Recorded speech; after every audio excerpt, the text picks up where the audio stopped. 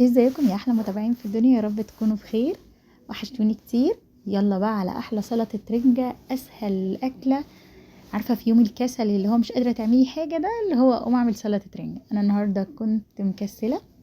مش كل يوم بيبقى عندك طاقه انك تقومي تهدي الدنيا وتعملي كل حاجه، ساعات في ايام بتبقي عارفه زيرو باور كده، مش قادره تعملي اي حاجه، كسل وخلاص. فده يوم من الايام دي. قررت ان انا هقلي بطاطس وهعمل سلطه رنجه، وقلت بقى هعملها معاكم. عايزه اقول لكم ان الاكله دي بتفكرني بايام الطفوله، لان ماما كانت بتعملها لي على طول وانا صغيره. في العيد الصغير، لان احنا في العيد الصغير في مصر بناكل رنجه. عشان لو حد من بره مصر يعني، بناكل رنجه وفسيخ والاكلات اللي هي السمك المملح. فكانت ماما على طول بتعملها لنا واحنا صغيرين يعني. فانا النهارده قلت بقى لا، انا هعملها لهم.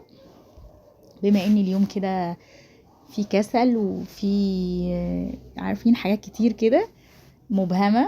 احنا بنصحى ساعات كده اليوم مقفول، فهو ده من الايام المقفولة، فندور على اكلة تكون ما فيهاش اي طاقة، اللي هو ما تاخدش مننا اي مجهود، ما تتعبناش في حاجة. كان عندي رنجة في الفريزر طلعتها. هنا انا كنت خلاص قطعت الفلفل والبصل والطماطم وحطيت عليهم خل وزيت وطحينة. وقلت بقى هنضف الرنجة معاكم. الرنجة كانت اللهم بارك جميلة. انا بس فكيتها حاجة بسيطة في الميكرويف، لان انا كنت لسه مطلعاها من الفريزر. وعلى فك التجميد اللي هي على درجة 50، انما مش اللي هو سيحها يعني، هي كانت جامدة لسه كانت ساقعة. وخلاص ابتديت ان انا انضفها كويس بس عشان اقطعها، وهقطعها بالمقص عشان كمان ما تتهريش مني. انا مش من انصار شوي الرنجة قوي، لاني بحس ان هي بتتعبني وبتعملي حموضة لما بتبقى نية. ما بتتعبنيش قوي زي وهي مشوية. واكتشفت ان في ناس كتير كده زيي، يعني تمام بتبقى اخف اكتر وهي مش مشوية. خلاص انا كنت خلصت بقى وغسلت ايدي، بوريكم ان انا غسلت ايدي، لان انا عندي داء كل 3 دقايق اروح اغسل ايدي. ما تنسيش بقى لو وصلتي للمرحله دي اللايك والشير والسبسكرايب عشان عيلتي الصغيره تكبر بيكم.